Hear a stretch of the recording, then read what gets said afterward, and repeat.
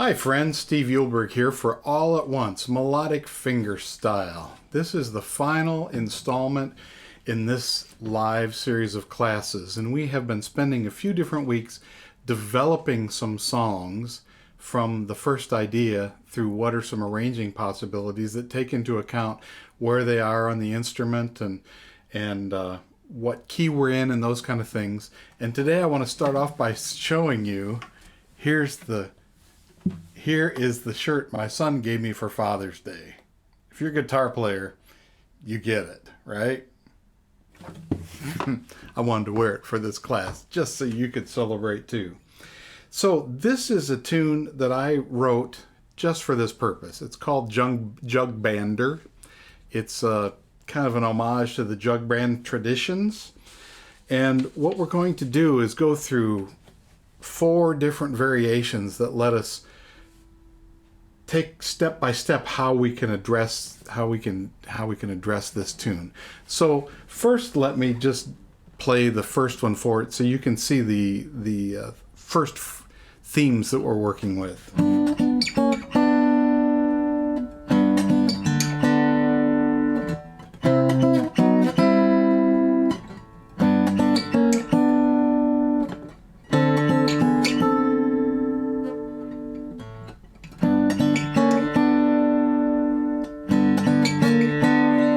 So unlike some of the other things that we've been doing where we're finding the chord structure of the song as a way of being able to play the melody of the song, or learning the melody and seeing how chords can go with it, in this case it's an all-instrumental piece that kind of lives outside of the melody a little bit, which is the chromaticism is a piece of that jug band tradition.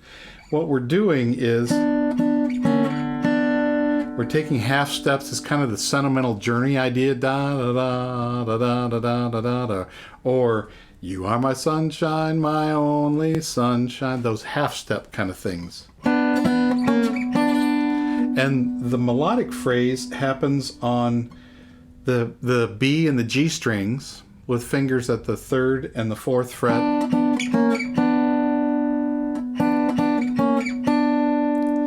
And you can see I've got an unusual G chord for you here because I'm hooking my thumb at the 3rd fret and leaving it there. And that's the first line. And if you haven't seen this before on the Guitar Pro tablature, the circle around the 3 shows that that's a different voice. And you can see in the musical notation, the first note has got a stem down and it's got a hole in the middle of it, which means it's a half note. It's supposed to be held. And the other parts, the stems up, are all filled in, and those are 8th notes because they've got a bar going across them. The tablature matches. But what that means is the bass part is going to ring. I'm not stopping it,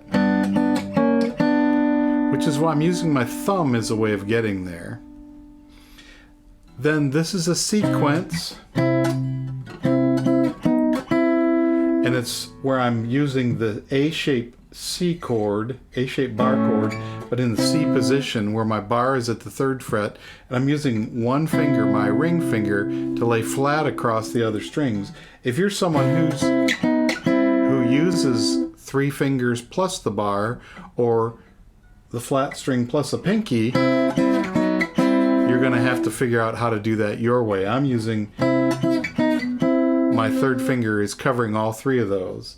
And my 1st finger is basically just playing the C note. I'm barring everything, but my 1st finger has to play the C note, which is the 3rd fret of the A string. And the same as in the G string, it stays down while I'm moving my other fingers.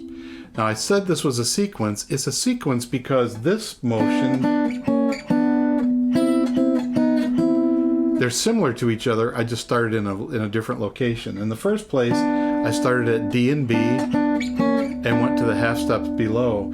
Now I'm starting at E and C and going to the half steps below.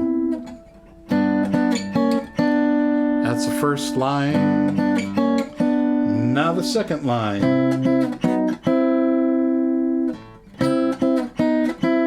And then the last line on this page, or the third line of music, I do it again with the G. Now it's time to change chords. We're going to a D7, which looks a lot like the one we're used to doing, but not quite. The one we're used to is in the first position where I have an open D. My second finger on the G string gives me an A. My first finger on the B string gives me a C natural, which is the 7th step of the scale. And my third finger, or ring finger, on the outside string in the 2nd fret gives me an F sharp. So I've got all the notes I need for a D7 chord. This one is in the 3rd position. I'm stretched out. I've got a D on the bottom. Under my 3rd finger on the 5th fret is a C natural. My 1st finger's got a D again, and my 5th finger has an A. So it's a D7 that really doesn't have an F sharp in it. And while I play that, instead of holding a note down, I just play the open D string and let it ring.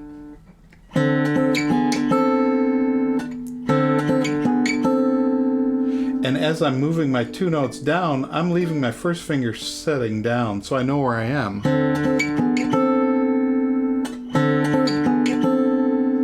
And now we're back to the G.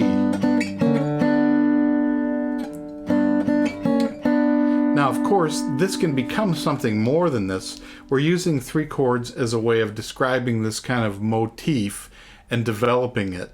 Don't forget that this could be an effective way to do your arrangement anytime you want to play it. You can do this to set up the theme and let everybody know what it is. Now let's go all the way through Jug Bander Exercise 1. I'm moving my head so I don't lose timing.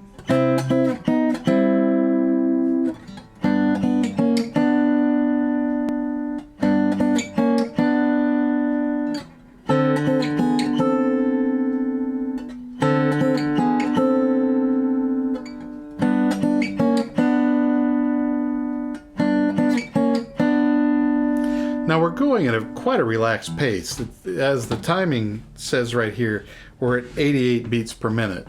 But in order to keep that time, I'm going to use my feet. And I'm using one foot for one beat and the other foot for the other beat. Right, left, right. You can pick whichever one you want. 1, 2, 3, 4.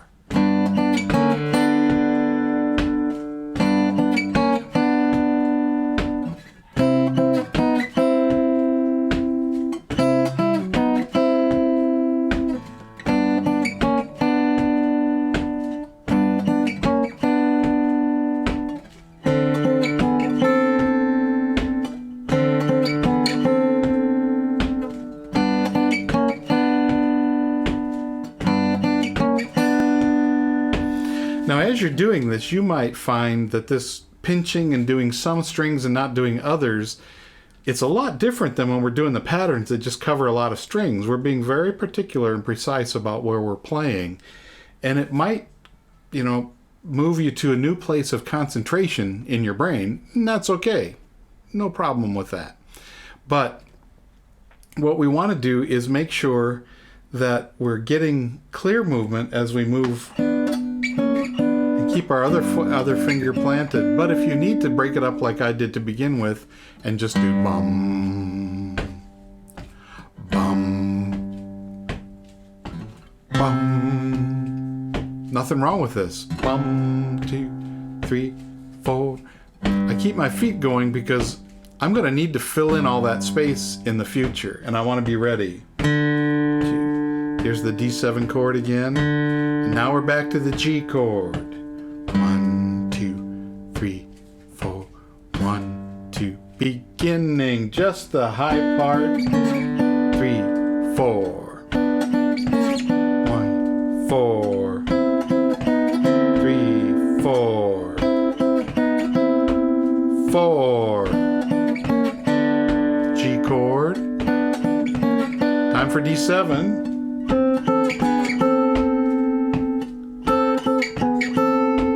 Back to the G. I actually have a harder time doing that accurately without my thumb involved, even though it's a simplified part, because my thumb kind of helps me keep me anchored with my left hand.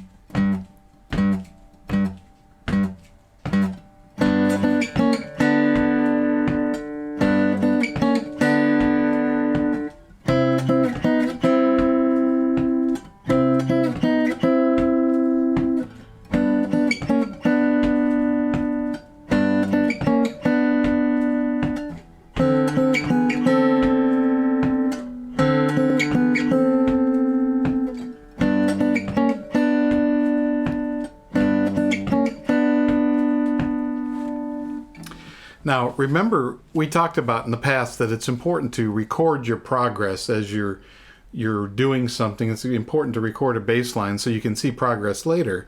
In this particular piece, if you would record just this part for yourself so you could have and go through the whole piece like 4 times, then you would be able to practice adding the other parts without having to do this twice, or without having to do this also, as a stage of developing your comfort level and your skill with what's coming.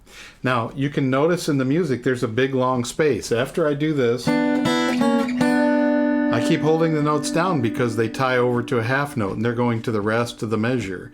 So the thumb is holding for the beginning part and the second part is holding for the rest of it. After you pluck a string on a guitar or any instrument, actually, there's a certain decay period in which the sound, you strike it or you pluck it or you excite the string in some way and the sound starts, and then it immediately starts decaying until it's quiet again. And what we're doing is letting the thumb ring, and then as its decay gets, in terms of volume, gets pretty small, then this one is coming back in and got your attention. They're both still ringing, but at different decaying levels. And so it feels like instead of, there's no silence. This could be a fun take on this at some point. That's not what I'm aiming for. But it is fun. So it just became an exercise, didn't it? The difference here is I've got to stop when I have an open string ringing. I have to stop it somehow. I'm touching everything except for the D7 where I've got the open ringing D note at the bottom. Now let's get ready to move on because we're going to fill in that place that's ringing. There's a space and we can fill it in. Now, if you look at exercise 2, you can see that everything we've done before is going to be there, but while our hands are in the same position,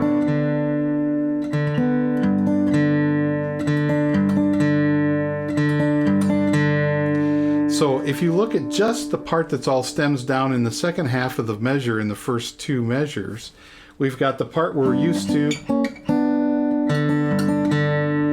It's a thumb to thumb to thumb. We're not even using the other fingers right now. It's just the thumb to thumb to thumb.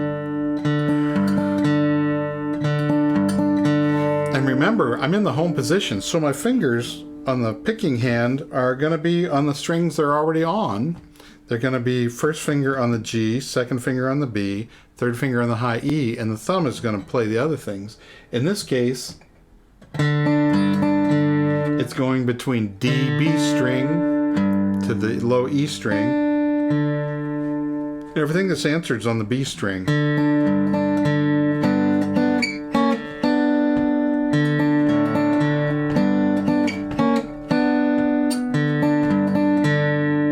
Try just that first measure with me.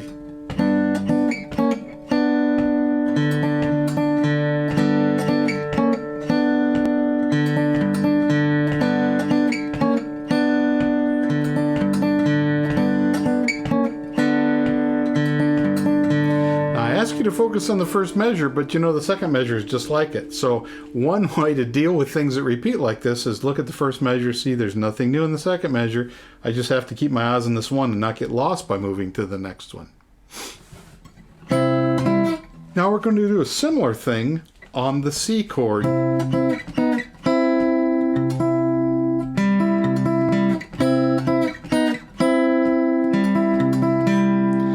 it's the same fingers in the right hand. Thumb to thumb, one, thumb to thumb to thumb. And it's the same strings that we did before. Thumb on the D string to the high B string. But instead of going to the bass string for our answer with the thumb, we're going to the 5th string or the A string. It sounds like a C note because of where our finger is in this chord shape.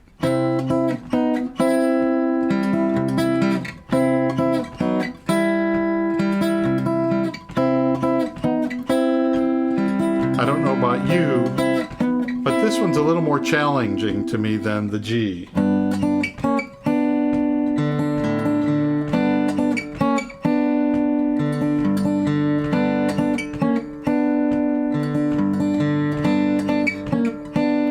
The C chord.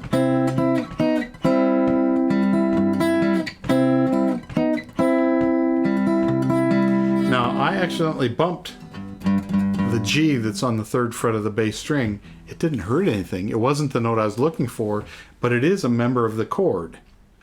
It is the 5 that's below Do. It's the G below C. So if I accidentally bump it, my finger's in the right position, it's not the end of the world. It wasn't where I was going. It wasn't what I intended, but it's not going to be fatal. It's just going to be, well, there's something I want to clean up later.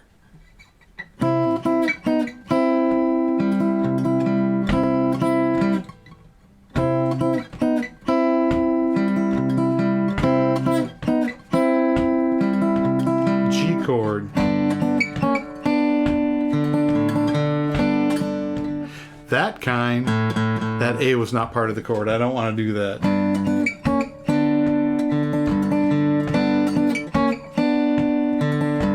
Now to the C again.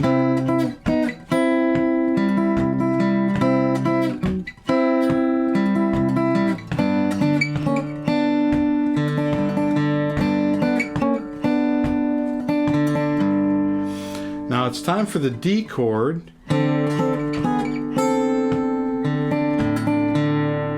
And I'm doing the same thing with these hands. Both hands are doing the same strings, the same pattern. It sounds different because of what's happening with this pattern.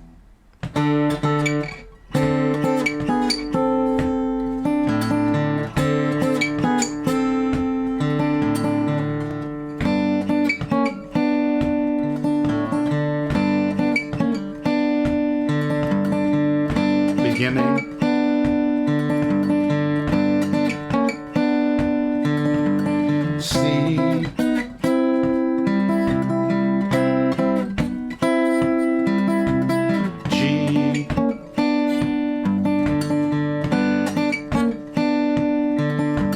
D7,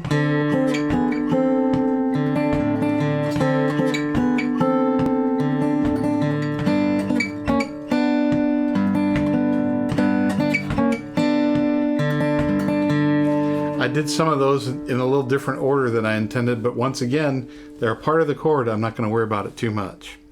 Now, do you see what we did? We took our first theme and we filled in the rest of the measure with something that is not the melody, but fits the melody. And it sounds, I think it sounds pretty nice.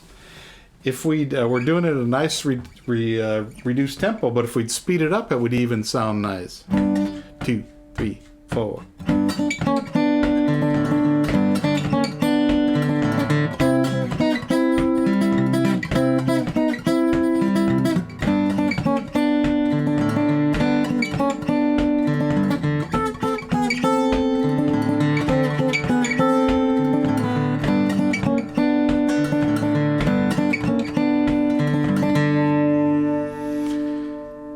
And it's not taxing my fingers because I'm alternating what gets played. Dun, dun, dun, dun, ba da pa pa pa pam pam pam pa ba da pa da pa. There's a place to rest, there's a place to do something. It's all part of the design. It's like you thought of doing it that way, Steve, right? Ha. Okay. So now we've worked at exercise 1. We've worked at exercise 2 where we added something in, but let's go and do something that we've done before when we had an alternating bass.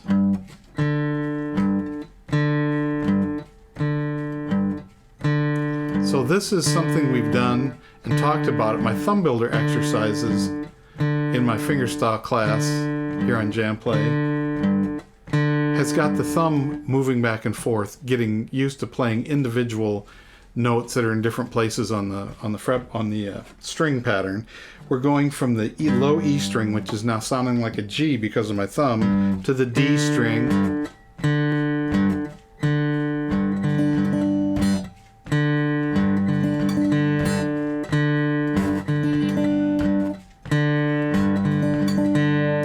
What I'm doing is all the stems down notes. I'm not doing the melody part. I'm doing the accompaniment part, and I'm playing in the alternating bass. D, D, D, D, D, D,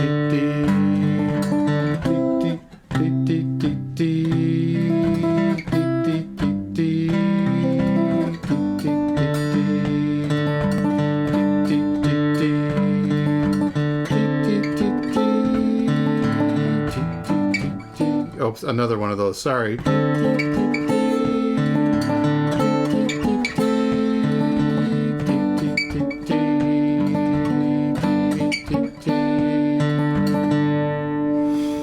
Now when I get to the D7,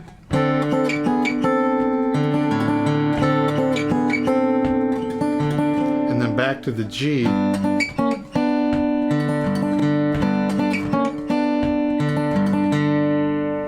it's important that my thumb be in the place, in a good position to get good clear tone as I move from the open string to the closed string. I don't want to have something bump accidentally.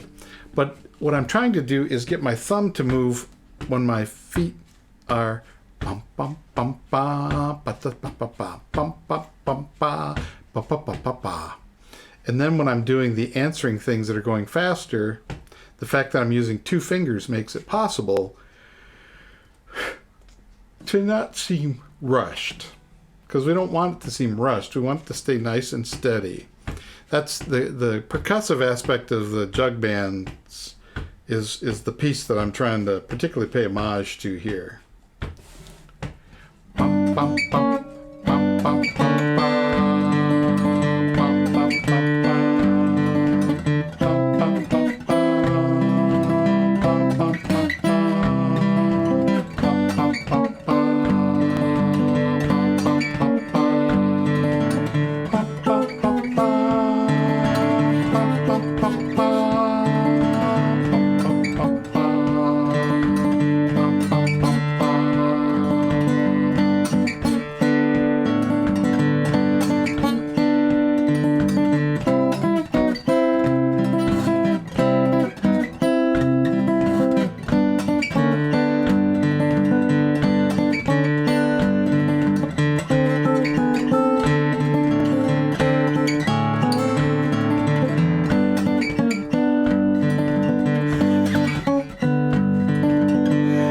So I'm enjoying this so much, but I'm also paying so much attention to things that I'm accidentally leaving a thing out here or there, and not necessarily doing the bouncing thumb.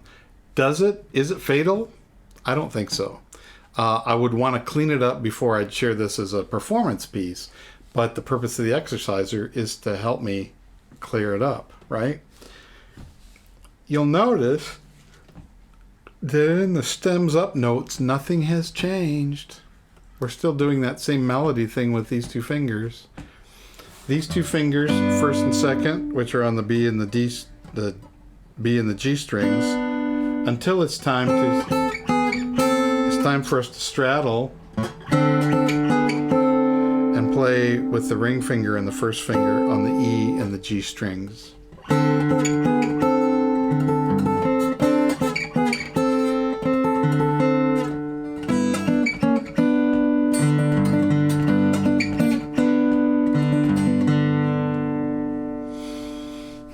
Now let's put it all together. Let's do this whole thing. 1 and 2 and 3 and 4 and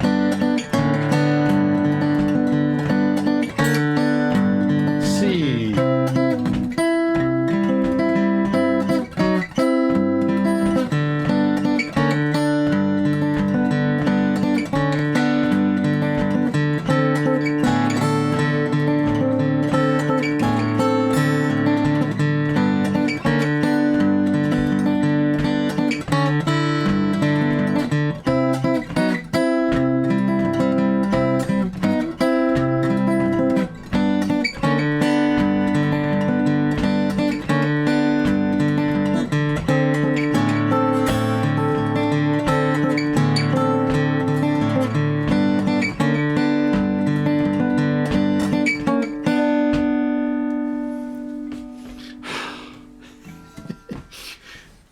it feels, this little ditty feels carefree a little bit. It's kind of, you know, summer day, not much going on. So that means it's time to make it more complicated. And here we go. If you look at Jug Bander 4, we take everything we've done before, but with the melody, that phrase, and the thumb moving. But now in the answering piece, instead of putting our fingers in the same location, we have a chance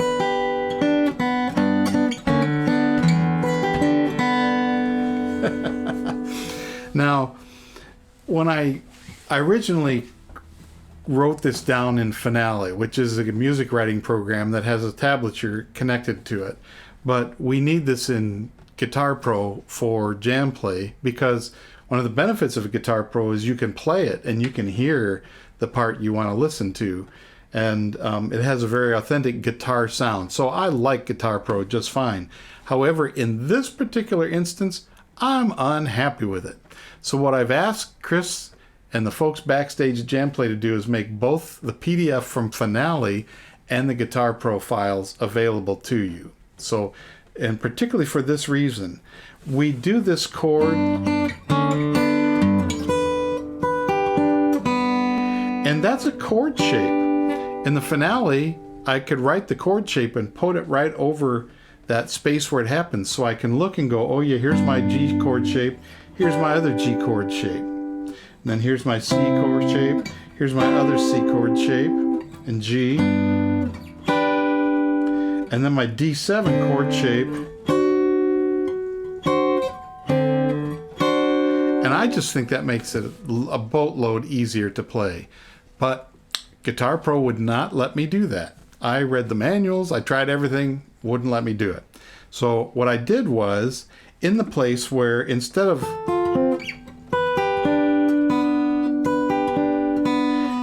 just after beat 2 of or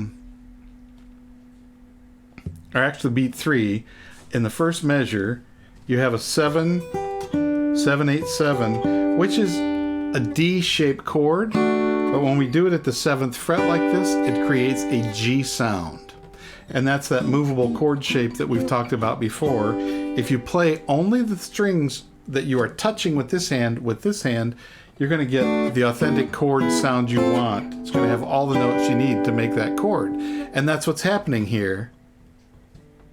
I've had to let go of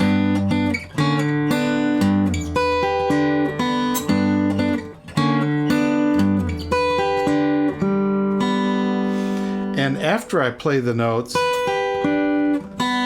I lift up my fingers so I can play the B string with my second finger.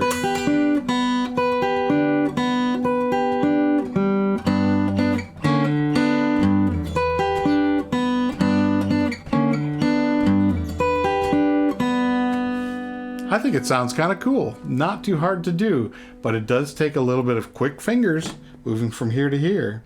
Then it's the C chord. And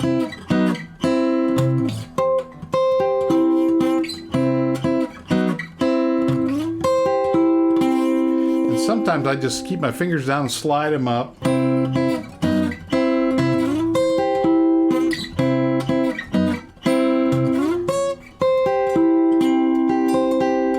And you'll notice in the first occasion, I'm using the F-shaped bar chord, or the E-shaped bar chord that looks like an F when I only use the F part of it on the lowest or the highest 4 strings. So it's 10, 10, 9, 9, 10, 11. And that's what I have written here so that you can see I'm sorry, it's 8, 8, 9, 10. I said the wrong number. Sorry. I should read my own tablature. 8, 8, 9, 10. That's the first one. The second time,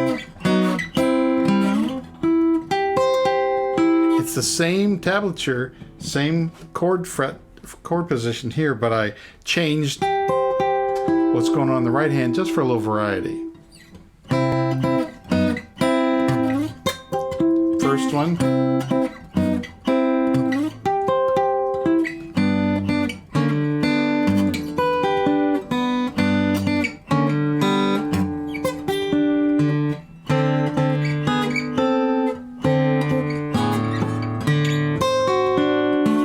And it's time for the D7 chord, which if I do the A7 chord, that covers just like I would an A chord, but add the high.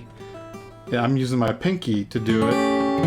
1 fret higher than wherever my little petit bar is. So I have A7, B flat 7, B7, C, C sharp 7, D7 when I'm at the 7th fret.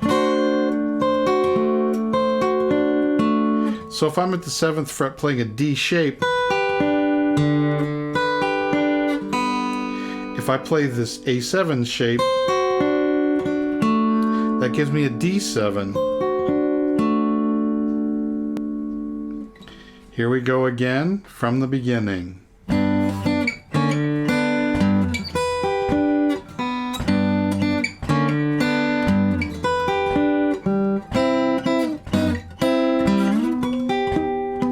I didn't quite get there. I was going so slow.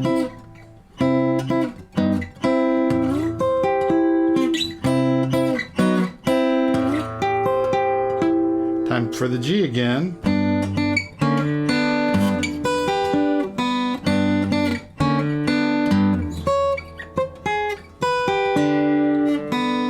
Now the D7.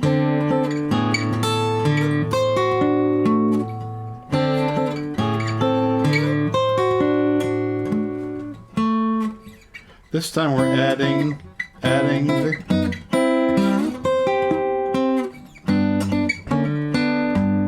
there's only one D7, C,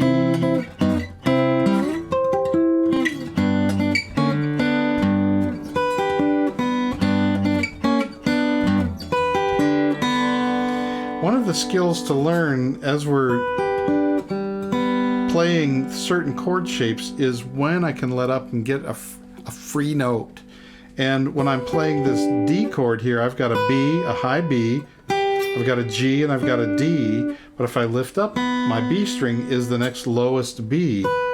It's an octave below that one.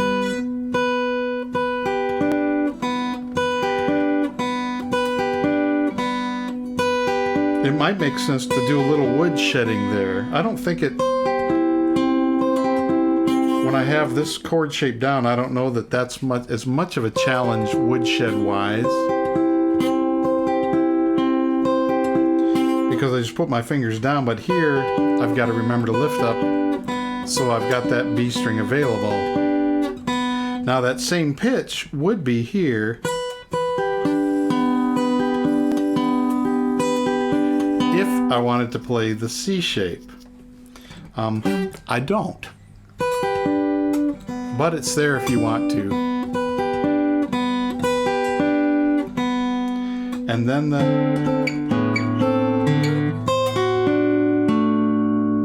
and then to come back from the D7 to the C right away is something different than what we've done in the other ones, but it sounds almost a little musical. Now, what I'm going to do, we've worked through 1, 2, 3, and 4, and they all have some things to offer to us that we could use in creating our own arrangement of this tune. So I'm going to put them together. I'm going to do it in order first. 2, 3. Let me get my timekeeper.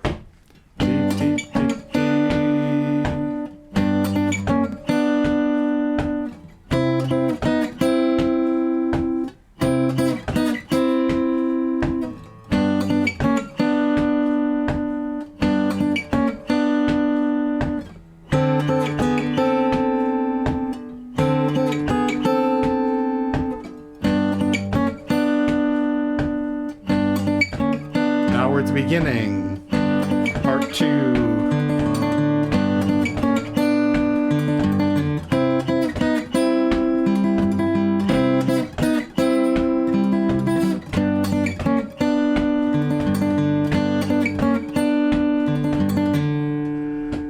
D7.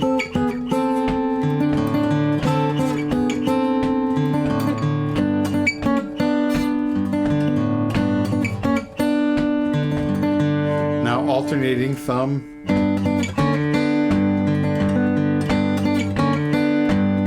C.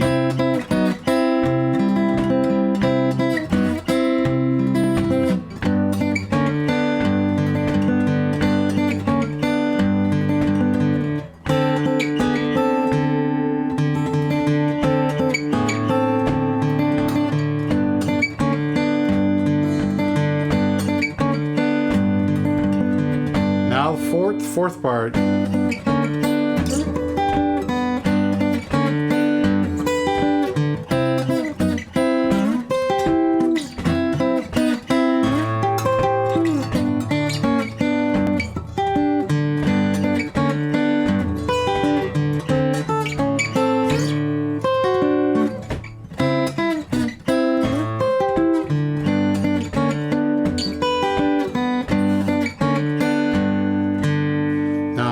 I could, in addition, combine those things. So one time I do the lower kind of part, and the next time I go and do the chord thing. Here we go, putting that together. It's not written anywhere. We're just using all of our pieces and putting them together in a different way. 2, 3, 4.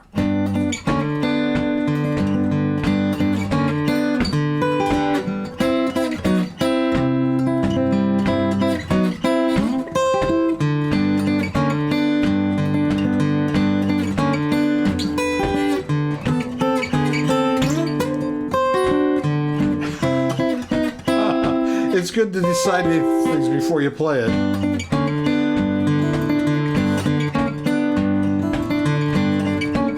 Beginning.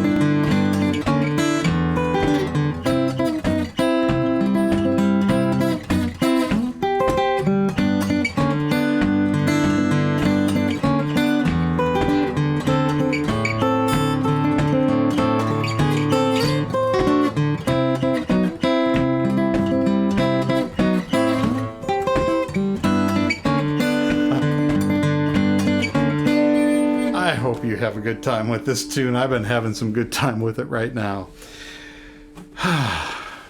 But it looks like something I'm going to need to do some practice on myself before I'm ready to perform it. So it provides me with, like many of the things I create, an exercise that helps me develop my skills, and it's time to polish them to share before I share it with other people. I'm sharing it with you unpolished because that's what we're doing. We're in the wood shop and there's some rough edges, and no one wants to stand around and watch somebody else sand something forever. We want to see the end result. So this is going to be your chance to go out in your wood shop and do the sawdust therapy on this tune, as you can do with all the other tunes we've been doing this whole time. We've looked at a lot of things, a lot of building blocks that have been progressive as a way of helping you develop your ease and facility and comfort with playing melodic fingerstyle. And I hope that you feel like you have some more tools in your belt and feel more confident about using those tools as you take yourself into the future playing melodic fingerstyle guitar and producing the sounds and the experiences you want with your guitar. That's what my goal is. My payoff is when you let me know that it worked, or if you let me know that you're running into a stumbling block. So, of course, you can always contact me in the Jam Play system, become my friend in the community, and send me a message. You can, as I've told you before, use the live chat function where there's a little camera icon to record yourself playing. Share that with me at one of my live Q&A sessions on Monday and Thursday mornings. I'd love just drop in, say hi. I'd love to see that too. But I hope you have a good time as you continue on your path with your guitar, and thank you for letting me join with you and be a part of that process. We'll see you next time. And now, if you have any questions, feel free to ask them.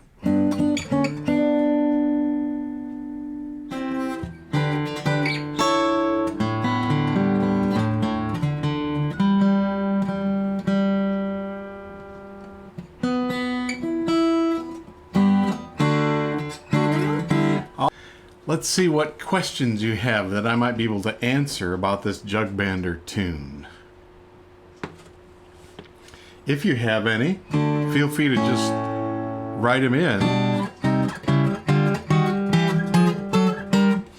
Okay, here's a question. Are my right hands always assigned to certain strings? Always with an asterisk. I have a home position, and I talk about this in the earlier lessons, and of course these are all archived so you can go back and take a look. But I have a home position. I use my first finger for G, second finger for B, third finger for high E, and thumb is playing the other ones. So especially when we're doing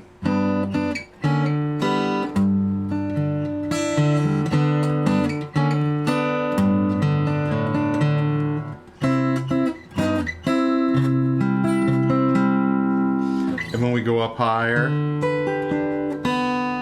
all the fingers that are assigned to play those strings are playing them. There are times, not in this arrangement, but there are times when I will change and shift a little bit, and I'll move my hand over this way. And we did run into that on, oh, I can't remember the name. There were a couple of tunes where we moved things into a lower octave and we found ourselves moving out of the home position. The reason I have a home position is because if my brain has to process too much information, too many decisions all at once, it will always be a stumbling block for me. So by assigning these fingers to be the high strings and the thumb to do the other things, that lets me have a home position from which I can move when I want to, and I know I want to and why. And I particularly see this, it's like assigning fingers in the left hand when you can to play one finger per fret. There are times to move out of first position, but if you can get a good, I can use all four fingers in 4 different frets, that'll help you immensely for whatever else you want to do. You can change that, and you can do slides and up and down and bends. You can play out of a second position or something like that.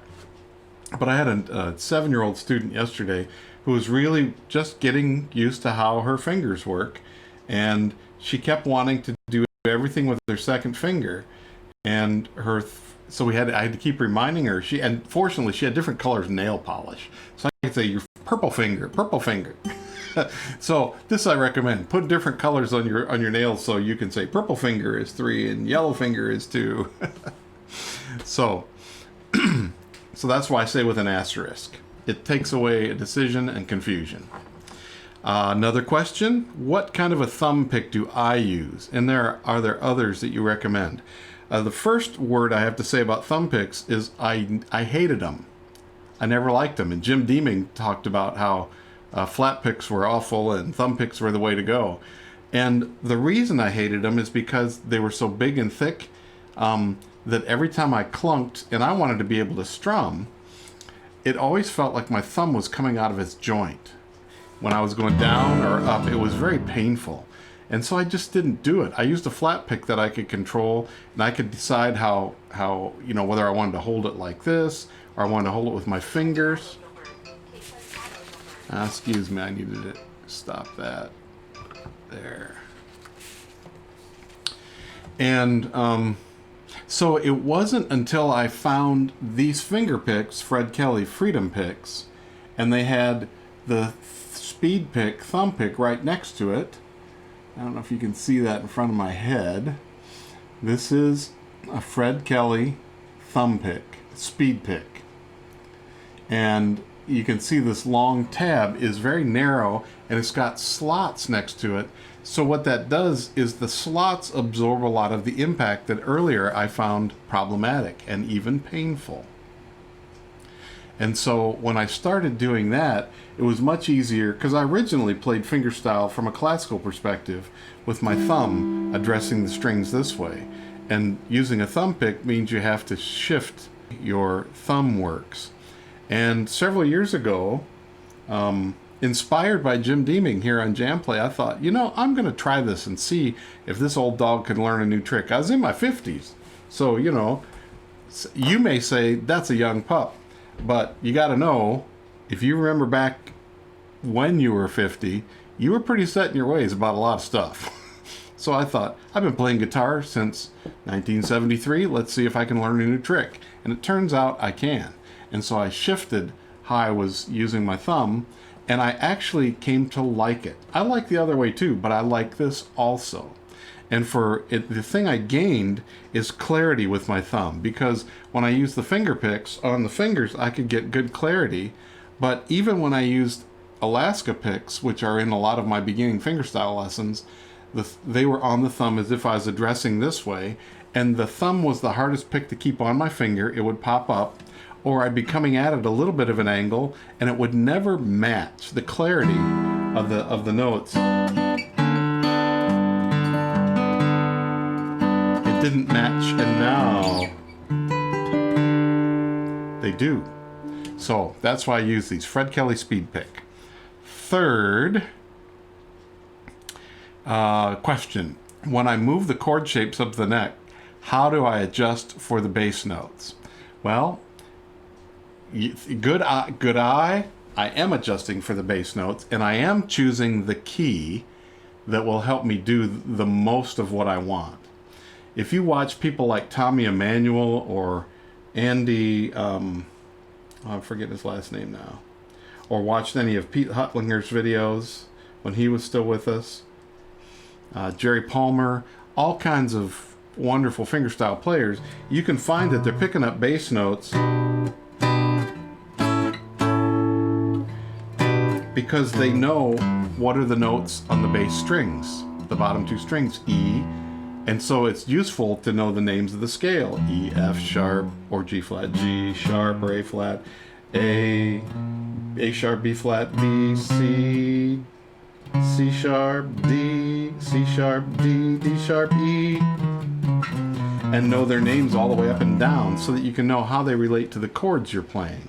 If I'm playing out a G shape, whatever I'm playing on the high E string is the same as the low E string. So there's a parallel movement that's going all the way up. If I'm playing on the A string,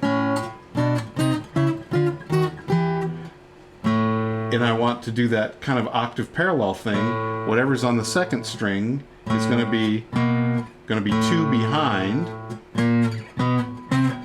So I learned that. Or it's going to be 1 behind.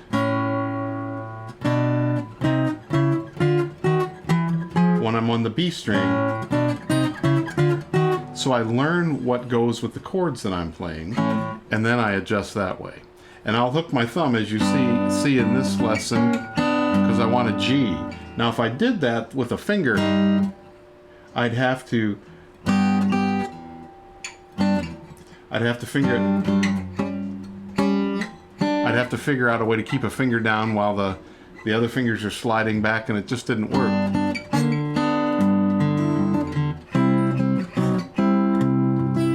And that's why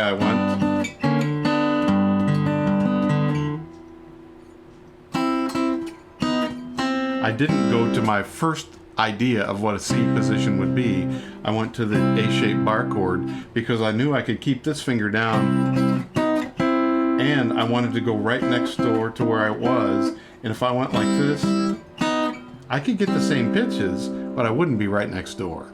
So I was also trying to get ease. It's that whole thing of how do I make the decision to do what I'm going to do? Part of it is what I want it to sound like. The second question is, where am I now and getting to it? And then the third one is, where am I going after I do it? So it's all about context. What is it? And then what's the context? And in this case, and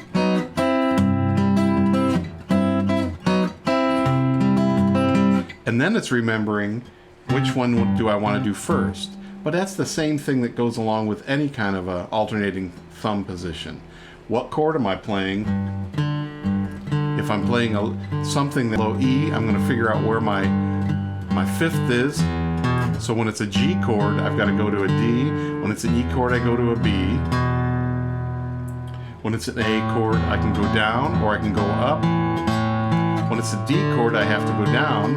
When it's a C chord, I can go up or I can go down if I double up right next to the C. So those are the things that I'm thinking about as I'm making those decisions. Now, as I move up the neck, this kind of a question, I chose that, and I didn't choose this D. I didn't want that. I wanted that, and that meant, because I was in G, oh, for the first time I don't have to have a finger down to play the D and A that are part of that chord. And I also had a unique, or a different, not this one. I could do that, and I could have done the same thing like they did with the G, where I didn't have to hold something down, but I wanted that pitch. So I was going then by what pitch I was looking for. So there are these different decisions there. It's not only can I do it, but does it sound like what I want it to sound like? So, and if I would want to change keys for this song,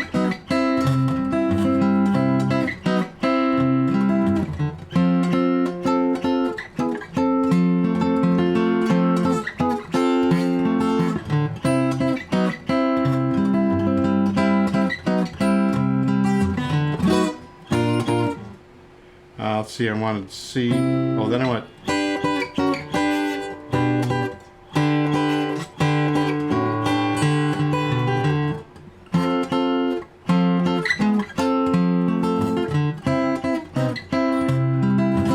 So I just moved to C, and I'd use that shape, and I'd use the C shape for F.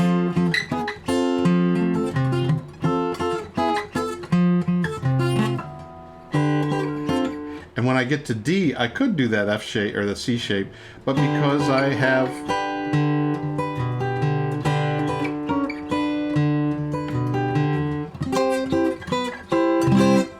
now there's a whole nother kettle of fish. I never thought about moving that into a new key. So thank you for your question, because it opens up a new possibility that I had not previously considered. Well, friends, looks like that's all of our questions for today. So I want to wrap this up. I am so glad that you've joined me for this adventure all at once, all playing melodic fingerstyle. We went through quite an interesting adventure, looking at all the different possibilities that we could address so that we could be able to have some songs to develop them as pieces that we could share, both for our own feeling of accomplishment and for the benefit of other people hearing us too. So, when we do this, I'm always looking to share the music. Now, you might be someone who doesn't want to share it with anybody but your cat or your dog, or you've got a grandchild, or you've got a pillow. It's in your room and you'll play for the pillow but no one else. It doesn't matter where you are. You can share the music, because when it happens outside of you, it goes out into the world. And what I'm really interested in is you doing the things that help you develop your skills and become more confident in sharing it, so you can broaden your horizon. As always, if you have questions that come after this class, you can system in the community. You can find me and become my friend there and send me a message, and I'll respond. And or you can join me in the live Q&A sessions that I have twice a week on Monday and Thursday mornings. I'm in the Pacific time zone, so they are early for me. Wherever you are, you'll see them on the live chat calendar. But I love to hear what you're working on. I love to hear your aha experiences. If you have an oh no experience, I'd like to hear about that too. Maybe we can figure out how to flip that around and change the vowels so it becomes an aha experience. But thank you, and I want to thank Chris and everybody backstage who makes this happen so that I can come to you from my home to the comfort and safety of your home. I know there's a lot of other classes on here and you have a lot of options, but I am glad you chose to spend the time with me. And remember, these are archived, so you can come back if you have a question later. Check it out and see if that what you thought you understood first was indeed what I said. And I hope it was what I meant. So I'm going to sign off, and I'll see you the next time we get a chance to do something like this. Thank you, and good night.